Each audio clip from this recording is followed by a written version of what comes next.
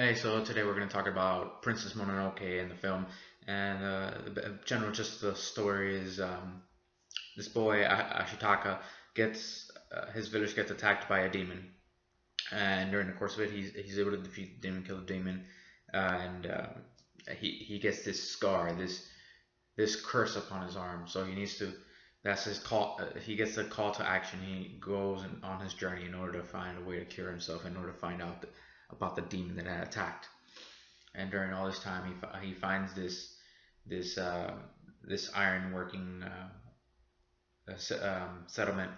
He finds out that they're the ones clearing out the forest, angering the gods, turning the gods into demons, and going into rampages.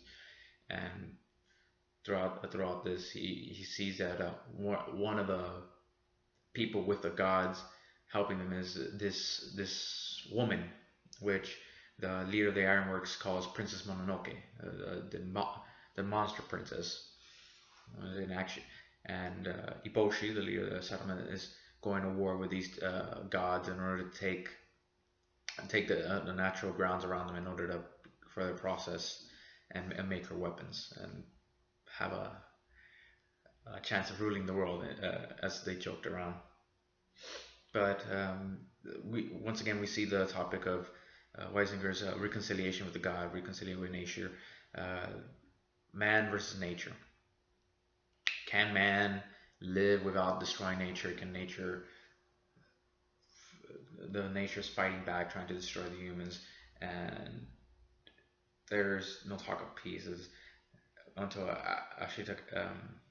until Ashitaka comes around and starts asking for peace, and that's one of the things, is that Ashikata is seeking peace because he's with Iboshi.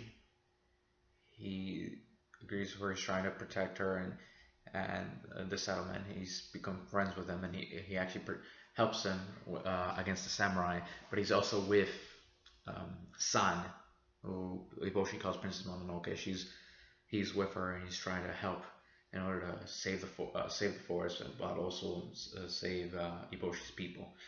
And during all this conflict, there's a lot of scapegoating from the boar gods and the apes. These gods are continuously blaming the wolves and the deer god, saying, why aren't they doing enough?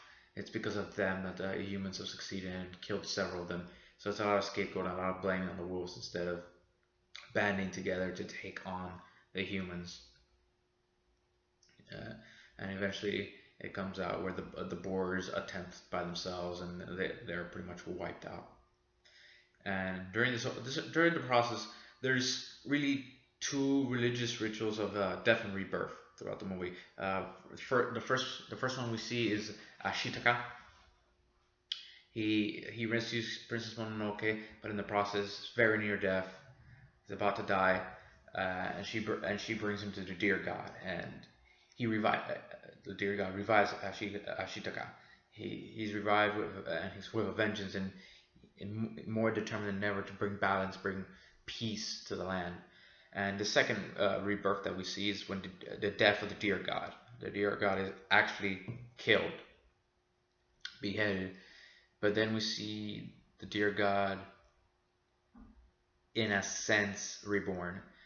The spirit is gone. The spirit is no longer present, except within the land, because through his rebirth, through his reunion with his decapitated head, the deer god was able to bring back the natural balance of the area. All the destructions the human caused it returned to its zero state. All nature had come. So in this rebirth, it was reconciliation. There was finally peace, and through this, Iboshi finally realized um, that destroying the land around them was not the answer, and for peace to go. And this one, we have the sacred union between Ashitaka and San, because while San forever hates the humans, she can't reconcile the fact she does agree to meet with Ashitaka. He says he'll stay in the Iron Forge and visit her in the forest, and she agrees to that. So, while not marriage, it is a sacred union in a sense, because that's one of the things that Miyazaki built with his film. You see his elements. There's a love story between Shikataka and San, and it's very, very, very obvious. Shitaka risks his life several times to save San. San eventually turns around and sees him in the same way. And uh, there's other things in Miyazaki. There's the pacifism. He's trying to stop the wars between nature and the humans. The feminism. San is the strong warrior. Several times warring against the humans. Very successful. Uh, she's actually Taka's equal, if not superior in battle. Um, it's a very even footing there. And once again, we have the morally ambiguous villain. In this case, it would be Iboshi, where you can't really just say that she's evil because she's just human. She's doing the same thing that humans have done throughout civilization. They're tearing down the wall, and all in the name of advancement, all in the name of progress. She just sees these as animals, as nature, something to be conquered. She doesn't see them as God, as spirits, something that she's destroying, a life that she's ruining. So it's not so much the pure evil; it's just morally ambiguous, a human villain.